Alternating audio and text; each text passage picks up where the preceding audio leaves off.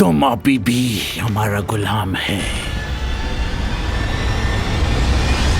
આઝાદી એ આપવાની જણસ નથી, માનવાની વાત છે ને અમે તો અમારી જાતને ક્યારના આઝાદ માની ચૂક્યા છે, પણ હવે એ દિવસો દૂર નથી જ્યારે તમારે પણ અમારી આઝાદી માનવી પડશે।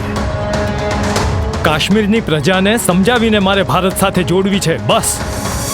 પહેલા ભારત સાથે જોડવાનું ને પછી સમજાવવાનું કામ કરશો ને તો સહેલું રહેશે।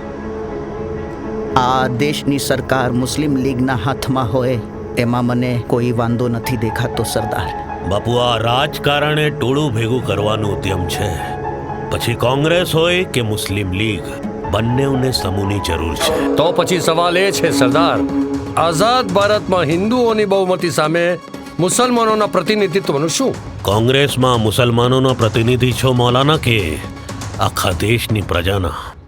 હજુ ગઈકાલ સુધી દેશ એક જ હતો, આજે એક દિવાલ શું બની ત્યાં તો દુશ્મની ઊભી થઈ ગઈ। દિવાલ બની એટલે દુશ્મની ઊભી નથી થઈ, દુશ્મની હતી એટલે દિવાલ ઊભી થઈ છે। દરેક વાતમાં તલવાર ન કાઢી શકાય। ગાળ આપે લાશ પડતી હોત ને તો તલવાર શોધાય જ નહોત। તમારા વિશે ઘણી ફરિયાદો સાંભળી છે સરદાર। આ દેશમાં માત્ર એક જ રોગ છે, ગરીબી। હું હિન્દુ મુસલમાનને ખુશ કરવા માટે સત્તા ઉપર નથી બેઠો, એમને સુખી કરવા માટે બેઠો છું। તમે વડાપ્રધાન ના બની શક્યા એ વાતનું શું છે? લોકોને સારું લગાડવાનું નહીં, પણ એમના માટે જે સાચું અને સારું છે એ જ કરવાનો પ્રયત્ન કર્યો છે।